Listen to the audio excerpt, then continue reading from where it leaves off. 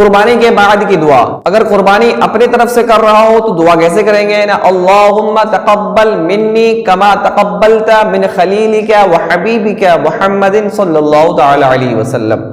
اور اگر قربانی کسی اور کی طرف سے ہو، یعنی مجھے زید نے بلایا تھا تو میں قربانی کیا، اس کے بعد دعا کیسے کروں گا؟ جس کے طرف سے قربانی ہے اس کا نام لینا ہے۔ اللہم تقبل من زید بن بکر، یعنی پہلے بیٹے کا نام لینا ہے، پھر اس کے باپ کا نام لینا ہے، اس کے بعد پوری دعا کمپلیٹ کرنی ہے۔ لیکن اگر اس قربانی میں 7 لوگ شامل ہوں تو کیسے دعا کریں گے؟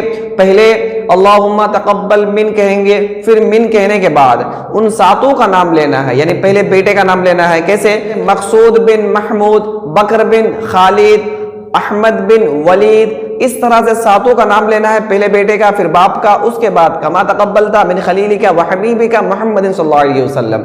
پوری دعا کمپلیٹ ہو جائے گی۔ اس طرح سے دینی مزید معلومات کے لیے